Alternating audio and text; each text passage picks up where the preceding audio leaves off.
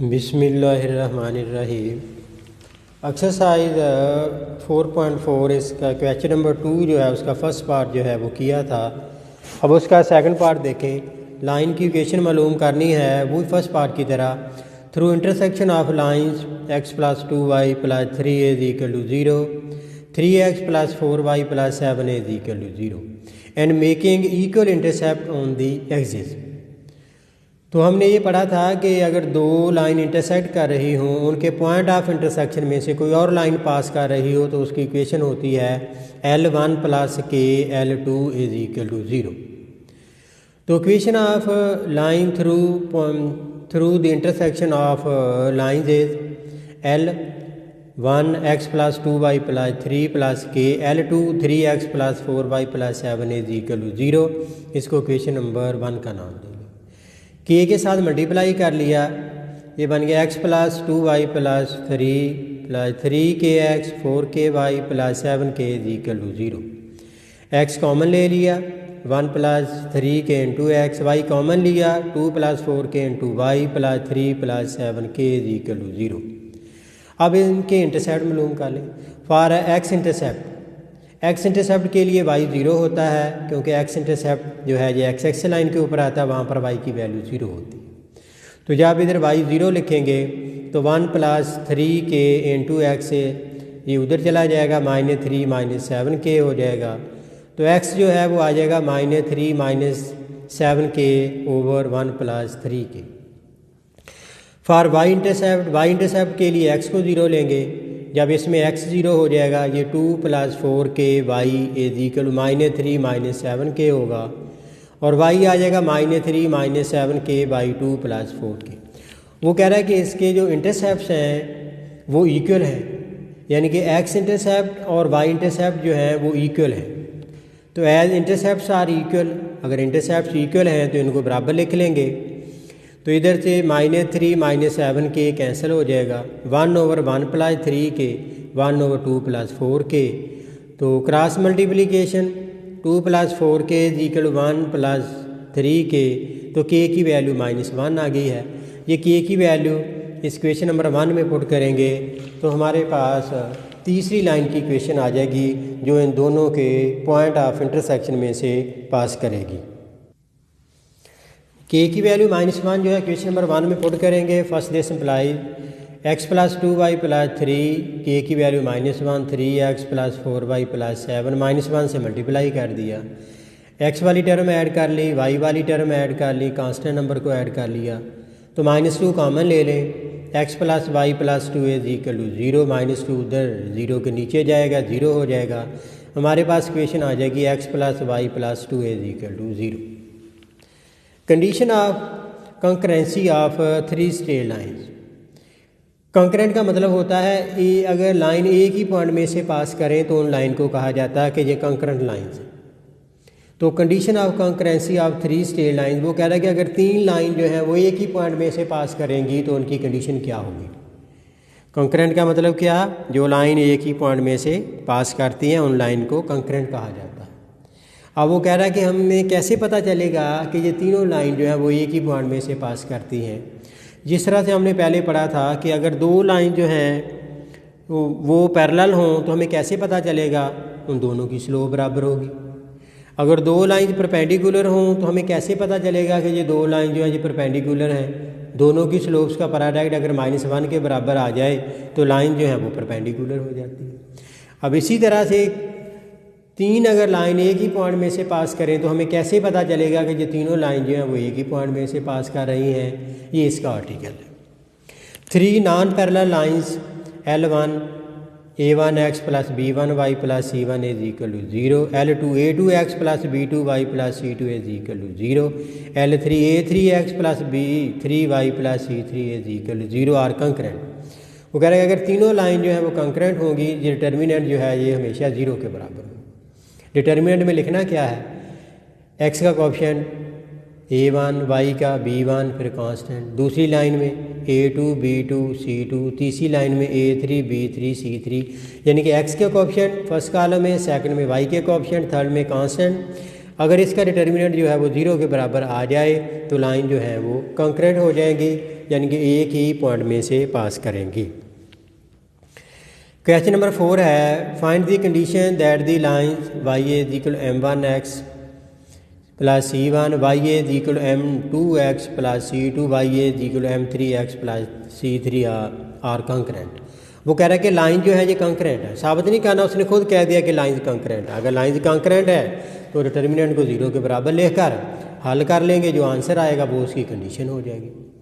इसको पहले लिख लिया इस तरह से m1x y इधर ले गए माइनस हो गया c1, इसको भी m2x y इधर ले गए माइनस c2, इधर भी m3x minus y plus c3 is equal to 0। Since the lines are concurrent, अगर लाइंस कंकरेंट है डिटर्मिनेंट 0 के बराबर, तो लिखना क्या x का कोएफिशिएंट m1, y का -1, कांस्टेंट c1। दूसरी लाइन में x का कोएफिशिएंट m2, y -1, कांस्टेंट ऐसे ही c2। तीसरी लाइन में m3 -1, 3 इज इक्वल 0। ये डिटर्मिनेंट को हल करना, पहले डिटर्मिनेंट में पहले जो है वो m1 लिखेंगे, फिर जिस रो जिस कॉलम में है ये छोड़ देंगे, इसको इसके साथ मल्टीप्लाई करेंगे, -c3 ये माइनस माइनस प्लस तो c2 हो जाएगा। उसके बाद ये -1 लेंगे, फिर ये वाला छोड़ देंगे, m2 को c3 के साथ मल्टीप्लाई किया, -m3 को c2 के साथ, फिर ये वाला छोड़ देंगे, m2 को -1 के साथ -m2, ये minus minus plus m3 is equal to 0, m1 c2 minus c3, तो इसको ऐसे ही लिख लिया m2 c3 minus m3 c2, c1 से मल्टीप्लाई कर लिया -m2 c1 तो plus m3 c1 is equal to 0, ये ऐसे लिख लिया। m2 कॉमन ले लिया इन दो में से, वो आ गया c3 माइनस c1, इन दो में से m3 कॉमन ले लिया, c1 minus c2 is equal to 0। ये उसकी रिक्वायर्ड कंडीशन जो है वो आ गई है। क्वेश्चन नंबर 4 जो है ये कंप्लीट। हाँ जी, क्वेश्चन नंबर 5 है determine the value of p such that the lines are concurrent या मीट एट ए पॉइंट, यानी कि ये लाइन जो है एक ही पॉइंट पर मीट करती हैं, जो एक पॉइंट पर मीट करें उनको कंकरेंट लाइन कहा जाता है। ये तीनों लाइन की इक्वेशन लिख ली। Since the lines are concurrent, अगर लाइंस कंकरेंट है डिटर्मिनेंट 0 के बराबर होगा। p की वैल्यू मालूम करनी है, पहले x के कोएफिशिएंट, फर्स्ट कॉलम में x के कोएफिशिएंट, सेकंड में y के कोएफिशिएंट, थर्ड में कांस्टेंट नंबर। इसको हल कर लिया, 2 लिखा, 2 जिस रो जिस कॉलम में इसको छोड़ दिया, -8 प्लस 5p, इसका साइन चेंज करके लिखना है, +3 हो जाएगा। अब फर्स्ट रो सेकंड कॉलम को छोड़ दिया, ये 24 प्लस 15 आ गया, -1 ऐसे ही लिखा। अब ये 3p plus 3 is equal to 0, 2 से मल्टीप्लाई कर दिया, 3 से मल्टीप्लाई कर दिया, -1 से मल्टीप्लाई कर दिया, p वाली टर्म ऐड कर ली, 10p minus 3p 7p, constant number add कर लिए प्लस 98, तो 7p इज इक्वल -98 और p की वैल्यू आ गई -14। ये p की वैल्यू जो है ये मालूम करनी थी। क्वेश्चन नंबर 11 है find interior angle of the triangle whose vertices are. तो ये एक ट्राइंगल के वर्टिसेस दिए हुए हैं, इनके इंटीरियर एंगल जो हैं वो मालूम करने हैं। तो पहले हम इन पॉइंट्स को ड्रा करके एक ट्राइंगल बना लेंगे। ये x axis y axis draw कर लिया। बी पार्ट के लिए ए पॉइंट है 6 1, यानी कि x की वैल्यू 6 है, y की वैल्यू 1 है। ओरिजिन से x 6 है, 1 2 3 4 5 6, y 1 है, ऊपर चला जाएगा तो पॉइंट बन गया 6 1। बी है 2 7, अब x की वैल्यू जो है वो 2 लेंगे तो y की वैल्यू 7 लेंगे तो ये बी पॉइंट बन गया। सी x नेगेटिव है, y भी नेगेटिव है, थर्ड क्वाड्रेंट में x नेगेटिव है, 1 2 3 4 5 6, तो y नेगेटिव है, नीचे आएंगे 7 तक तो ये सी पॉइंट बन गया। इन तीनों पॉइंट्स को आपस में मिला लें तो हमारे पास ये एक ट्राइंगल बन गई। अब जब भी दो लाइन के दरमियान एंगल मालूम करना हो तो उनकी स्लोप मालूम करेंगे। अब हम इन तीनों लाइन की ए बी बी सी सी ए की पहले स्लोप मालूम करेंगे, फिर उनके दरमियान एंगल मालूम करेंगे। इधर ए पर जो एंगल बन रहा है उसको θ1, बी पर जो है वो θ2, सी पर जो है वो θ3। एंगल जो है वो एंटी क्लॉकवाइज उसकी डायरेक्शन लेनी है, क्योंकि एंगल जो है वो ऐसे मूव करता है, ऐसे। अगर ऐसे लेंगे तो नेगेटिव होगा, ऐसे कर, इसलिए एरो हेड ऐसे लेंगे, ये वाला ऐसे। इसको एंगल ए पर जो है θ1, बी पर θ2, सी पर θ3 ले लिया। ये θ1, θ2, θ3 मालूम करना। स्लोप ऑफ ए भी मालूम करेंगे। y2 minus y1 over x2 minus x1, 7 minus 1 2 minus 6, ये आ गया 6/-4, m1 लिख लिया -3/2। Slope of B C, y2 minus y1 -7 over -6 -2 -14/-8, minus से माइनस कैंसिल, 2 से कैंसिल करेंगे, m2 आ गया 7/4। Slope of C A, y2 minus y1 1 + 7 over 6 + 6 8/12, m3 जो है वो 2/3 आ गया।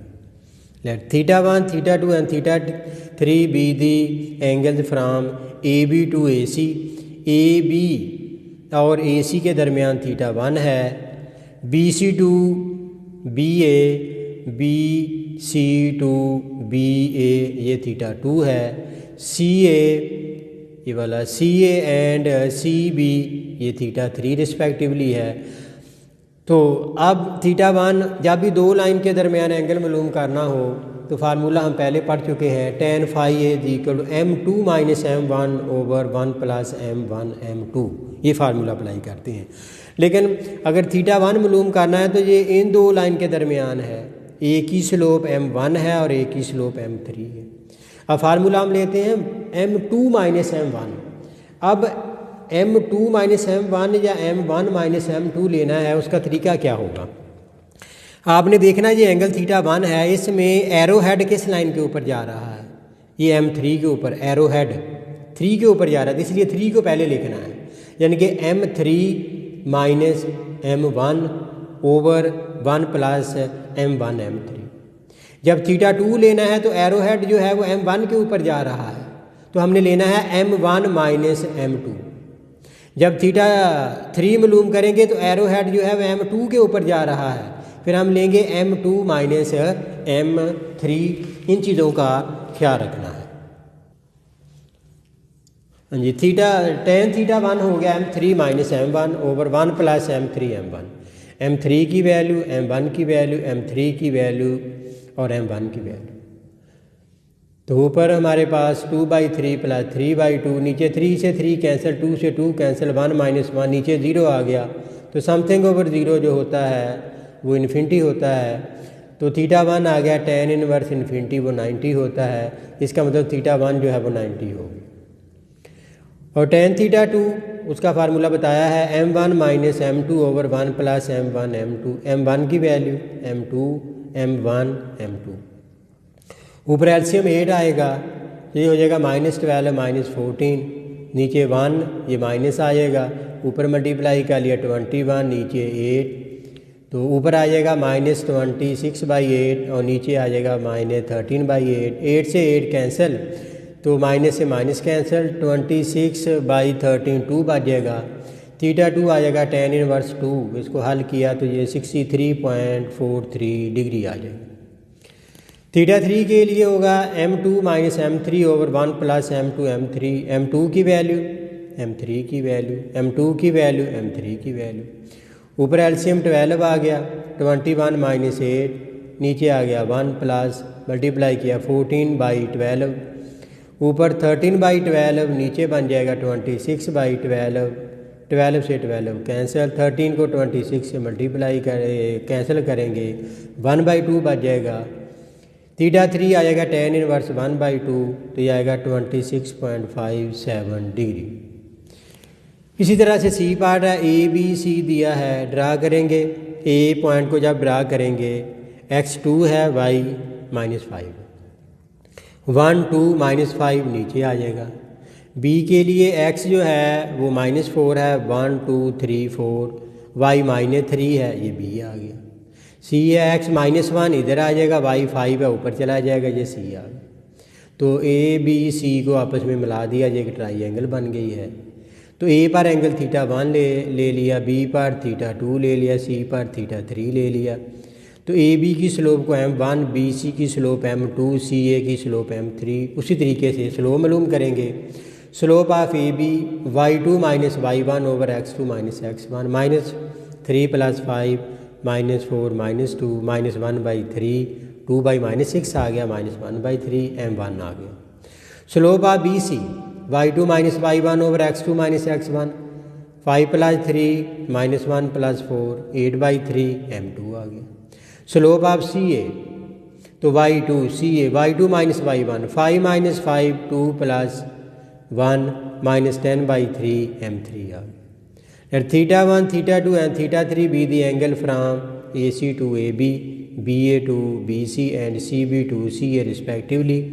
tan θ1 देखें ये θ1 है, एंगल का एरो हेड जो है इस लाइन के ऊपर जा रहा है, इसकी स्लोप m1 है और ये है m3, ये आ गया m1 - m3 over 1 + m1 m3। जब θ2 लेना है तो एरो हेड m2 के ऊपर जा रहा है तो m2 पहले लेंगे। जब θ3 मालूम करना तो एरो हेड m3 के ऊपर जा रहा है तो m3 जो है वो हम पहले लेंगे।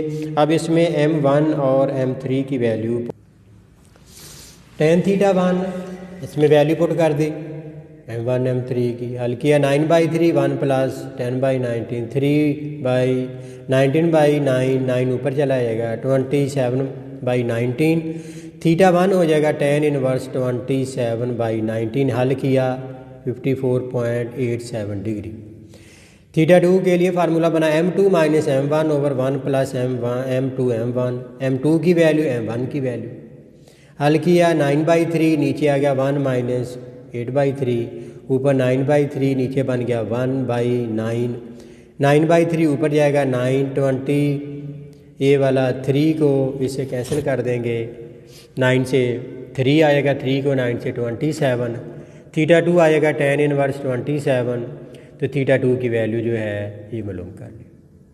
tan θ3 m3 - m2 over 1 + m3 m2, m3 की वैल्यू m2 की वैल्यू 3 की वैल्यू 2 की वैल्यू, हल किया ऊपर -18/3 और नीचे आ गया 1 - 80/9, तो ऊपर जब इसका नीचे वाली रकम का एल्शियम लिया -71/9 माइनस माइनस कैंसिल, नीचे वाली रकम ऊपर चली जाएगी, इसको कैंसिल किया हमारे पास बच जाएगा 54/71। θ3 आ गया tan इनवर्स 54/71, कैलकुलेट से हल कर लिया, θ3 की वैल्यू आ गई 37.25। अब इसमें आर्टिकल है area of a triangular region whose vertices are given. वो कह रहा है कि अगर किसी ट्राइंगल के वर्टिसेस दिए हुए हों और उसका एरिया मालूम करना हो। वैसे तो हमने एरिया किसी ट्राइंगल का एरिया मालूम करने का फार्मूला पढ़ा हुआ है कि 1/2 बेस इंटू हाइट, तो वो तो होता है कि अगर बेस और हाइट जो है वो हमें मालूम हो तो फिर हम वो फार्मूला अप्लाई करते हैं, लेकिन अगर बेस और हाइट की बजाय ट्राइंगल के वर्टिसेस दिए हुए हों, उस ट्राइंगल का एरिया मालूम करना हो तो उसका फार्मूला देखें। To find area of triangular region whose vertices are P(x1 y1 Q(x2 y2 and R(x3 y3)। फिर उसका फार्मूला होगा एरिया का 1/2 determinant x1 y1 1 x2 y2 1 x3 y3 1, यानी कि थर्ड कॉलम में 1 1 लिख लेना है, बकाया ये P1 x1 y1, तो P जो है Q जो है वह x2 y2 और R जो है वह x3 y3, थर्ड कॉलम में 1 1 लेकर डिटर्मिनेंट को हल कर लेंगे तो ये उसका एरिया आ जाएगा। If the points P Q and R are collinear then area is equal to 0।